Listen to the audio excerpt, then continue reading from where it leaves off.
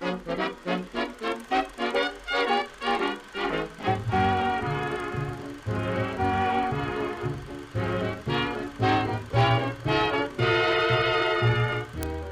cyberspaces have been going wild over the past few days after this photo began making the rounds.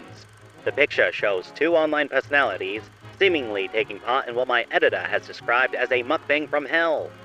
The figure on the left is Stephen Williams, known better by his name on the interwebs, Boogie2988. Once known colloquially as the nicest guy on the internet, taking part in humorous sketches and level-headed video game commentary, years of scandal and controversy have muddied his once pristine reputation.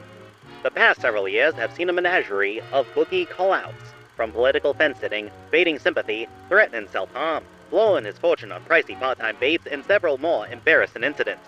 This all culminated in a documentary late last year by filmmaker Mike Plum, which raised Boogie's profile higher than it had been in a long time. Recently, Boogie has been a host on the podcast LolCow Live.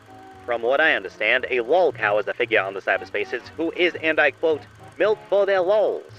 Typically a person who cannot step away from the computer screen long enough not to publicly humiliate themselves, garnering a community of people who enjoy laughing at and documenting their failures. Boogie hosts the podcast with other labeled lolcows, Wings of Redemption and Tommy C, who have their own rap sheet of crimes against the World Wide Web too long to go over in this segment. The man sitting across from Boogie2988 is infamous internet personality EDP445. EDP, given name Bryant Boland, gained popularity for his rants on sports, particularly relating to the Philly Eagles. His career on the cyberspaces was cut short when leaked messages in mid-2020 exposed him sending explicit messages to underage girls. All these rumors culminated in a Chris Hansen-style sting operation in the spring of 21, in which EDP attempted to meet up with a decoy posing as a 13-year-old girl. The confrontation with the predator poachers was uploaded to the YouTube, fully exposing him as a creep and birthing a new meme where he claimed he was only there to pick up a cupcake. These incidents, as well as several subsequent controversies, resulted in his presence on the interwebs being completely scrubbed, ending his career as a personality. According to Boogie, the pictures taken of the two of them is part of another Mike Plum documentary, a feature of which is Boogie interviewing EDP, lolcow to lolcow. Boogie claims he went there to unload on EDP and rake him across the coals for his disgusting ways.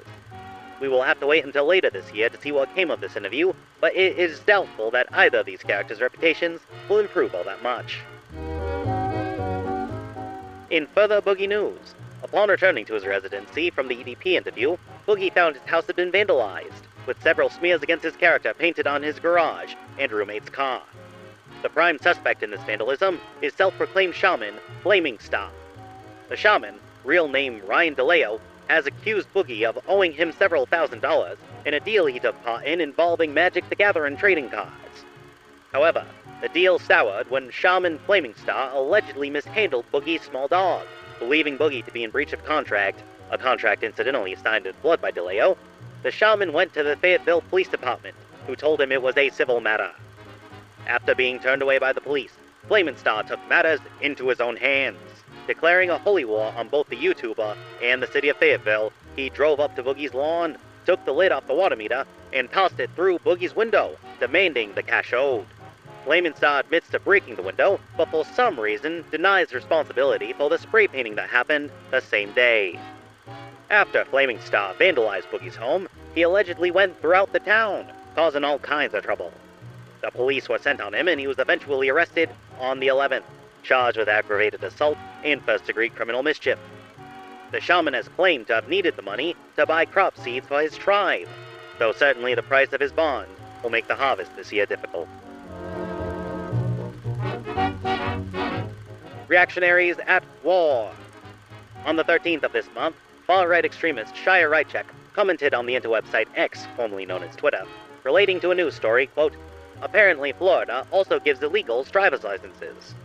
Their comment angered vocal anti-immigrant Florida Governor Ron Desantis, outraged that anyone might imply his state was in any way welcoming to immigrants.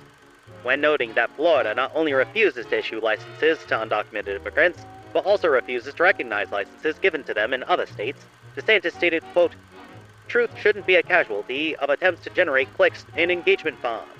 Self-awareness may be lacking down in the Sunshine State." Attempting to clarify their mistake, Rychek known on the cyberspaces as libs of TikTok, put the blame on a, quote, woke state attorney. This did little to quell the infighting, however, as Desantis' press secretary, Jeremy Redfern, shot back, quote, this is something our comms team will be dealing with in perpetuity. It's another false narrative that will never go away, all for clicks. The governor and the interweb personality had previously been quite chummy with each other. Desantis had offered them a place to stay at his own mansion, and allegedly Rychek's obsessive targeting of queer folk on the web was influential in passing the legislation known as the Don't Say Gay Bill, which seems to be getting defanged currently, as wacky political stunts for the media seem to have difficulty actually getting enforced.